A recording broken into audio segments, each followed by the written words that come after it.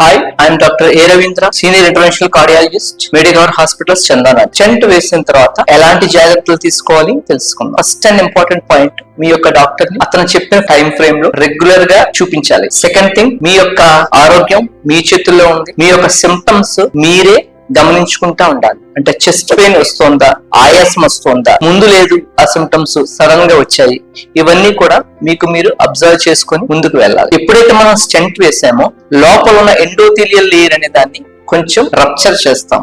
So దాన్ని heal అవడానికి కొంచెం టైం పడుతుంది. అది 3 to 6 months టైం పడుతుంది. సో మనం ఫస్ట్ 3 to 6 months స్టెంట్ వేసిన తర్వాత చాలా జాగ్రత్తగా ఉండాలి. ఎక్కువ ఎక్సర్సైజ్ యాక్టివిటీస్ అవాయిడ్ చేయాలి. ఒక 10 days తర్వాత మీరు మీ యొక్క రెగ్యులర్ వాకింగ్ కానీ రెగ్యులర్ వర్క్స్ కానీ చేసుకోవాలి. సో ఎనీ స్ట్రెన్యూస్ వర్క్, అంతకు ముందు నేను ట్రెడ్మిల్ టెస్ట్ చేసేవాడిని, ఇవన్నీ కూడా 3 to 6 months డిలే చేయడం. చాలా మంది అడుగుతా ఉంటారు regarding sexual inter course. Stent వేసిన తర్వాత మేము ఎలాంటి జాగ్రత్తలు తీసుకోవాలి, అది మేము వీ కెన్ ప్రొసీడ్ అని అడుగుతా ఉంటారు. టాబ్లెట్స్ సార్బిట్రేట్ అని, మోనోనైట్రేట్స్ అనే టాబ్లెట్స్ ఇస్తాము. ఆ టాబ్లెట్స్ ఇచ్చినప్పుడు కనుక పేషెంట్ వయాగ్రా ఇలాంటివి ఇచ్చుకుంటే చాలా సివియర్ హైపోటెన్షన్, చనిపోయే విధమైన హైపోటెన్షన్ అంటే బీపీ పడిపోవడం జరుగుతుంది. సో అలాంటి యాక్టివిటీస్ చేసే ముందు మీరు మీ యొక్క డాక్టర్ ని సంప్రదించి మీ యొక్క నైట్రేట్స్ అనే టాబ్లెట్స్ ఏమైనా ఉన్నాయా అనేది చూసుకుని దాని ప్రకారం ముందుకు వెళ్ళాలి. Thank you.